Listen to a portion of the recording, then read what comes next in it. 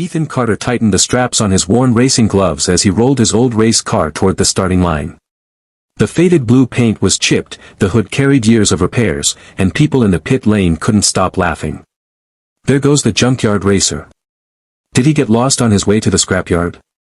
Someone tell him this isn't a museum. The laughter echoed across the track. Ethan simply smiled. Standing beside him was his 8-year-old daughter, Lily. She handed him a small keychain. "Dad, this is for luck." He smiled and clipped it onto the ignition key. "It's already lucky because you gave it to me." 3 years earlier, Ethan had been one of the country's best race engineers. He designed championship-winning engines for a famous racing company. Everything changed after his wife passed away.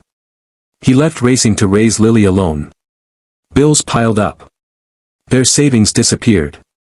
Eventually he sold everything except one thing. His unfinished dream car.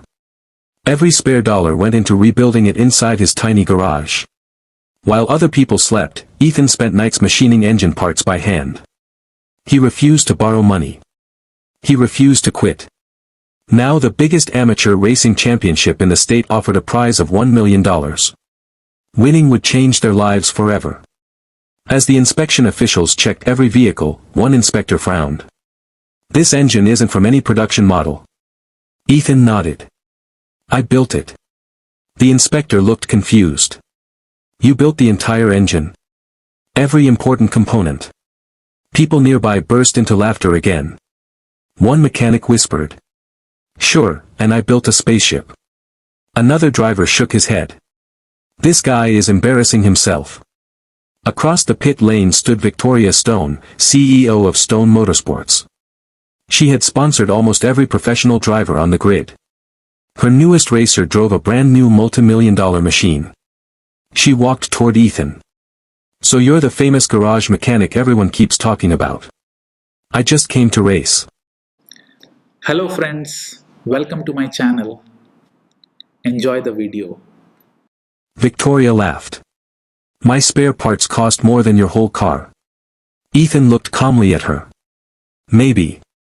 But races aren't won by price tags." She smiled sarcastically. "We'll see." Race time arrived. 30 cars lined up. Engines screamed across the circuit. Green lights. Go. Professional machines exploded forward. Ethan stayed near the back. The crowd laughed again. "I knew he'd be last. What a waste." But Ethan wasn't racing the other drivers. He was studying the track.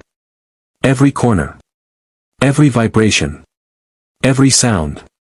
Lap after lap he quietly moved upward. 25th. 20th. 15th. The commentators noticed. "Wait. Car number 27 is climbing incredibly fast. Who is that driver?" Meanwhile Victoria's champion driver began overheating. Another luxury car suffered brake failure. One expensive racer spun into the gravel. Ethan kept climbing. 10th place.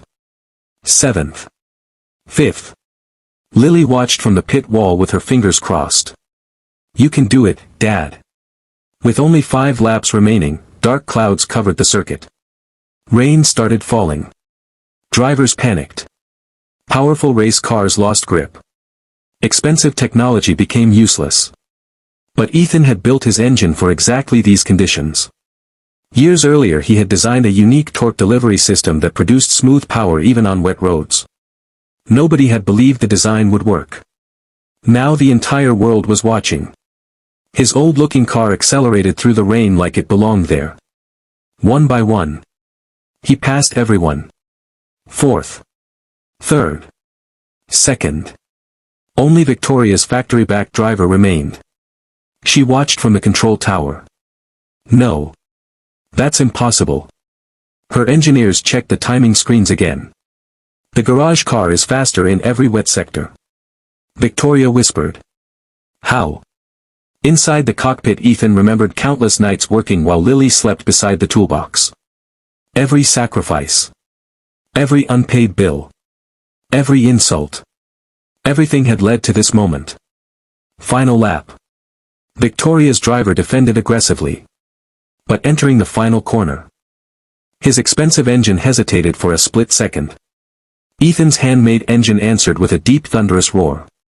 The sound echoed across the entire stadium. The crowd suddenly became silent. No laughter. No jokes. Only the sound of one incredible machine. Ethan accelerated perfectly out of the corner. His car shot past the favorite just meters before the finish line.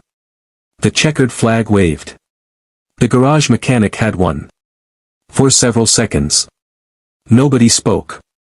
Then the stadium erupted. Thousands stood and applauded. Commentators couldn't believe it. A homemade engine, built inside a small garage, has defeated factory teams worth hundreds of millions. Victoria slowly walked toward Ethan. For the first time all day. She wasn't smiling. She extended her hand. I judged you by your car. I should have judged you by your talent.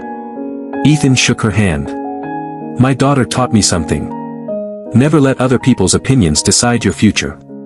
Lily ran across the finish line and hugged her father. You did it. No, Ethan smiled. We did it. A week later, videos of the race spread across the internet. Manufacturers wanted to buy Ethan's engine design. Racing teams offered contracts worth millions. Instead of selling everything, Ethan opened a small engineering company that hired struggling mechanics and single parents who needed a second chance. His first office wasn't inside a luxury tower. It was the same little garage where everyone once laughed. Only now, people stood outside waiting for an opportunity to learn from the man they had mocked. Because in the end, it wasn't the newest car that won the race. It was the determination of a single dad who refused to let anyone tell him what was impossible.